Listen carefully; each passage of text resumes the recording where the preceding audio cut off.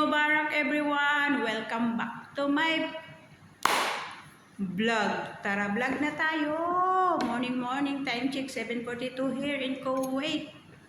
And we are celebrating especially to our brothers and sisters all around the world. Muslims, brothers and sisters all around the world. They are celebrating Eid today. Eid Mubarak everyone! Wow! Na-survive na nila yung Ramadan. Na-survive na rin namin yung Ramadan.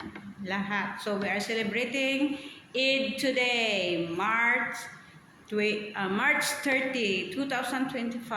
Oh, ano na mga kainday, alam nyo na, baka may ano na po kayo dyan. Alam nyo yan ang sinasabi ko. Sa akin wala, pero okay lang. At least, ang importante, na-survive natin yung Ramadan, na okay ang lahat, na-survive. Every year, nasa-survive natin yon. Kasi gusto ko rin yun, na-appreciate ko rin yung Ramadan. Talaga sa tagal ko na dito.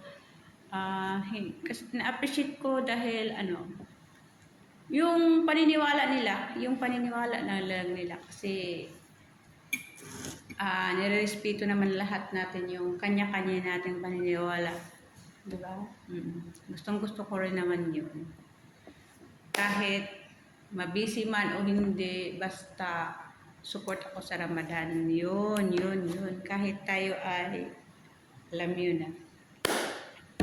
Diba? Mas maganda naman yung support kahit susupport tayo. What I mean is, yun bang yung paniniwala nila is bukal ka rin na sumusuport? Gusto ko, promise sa akin lang yun. Kahit sabihin pa nilang, kasi hindi ka naman busy dyan. Hindi. Siguro, na-feel ko yung mga Muslim brothers and sisters. Ganon yung ko.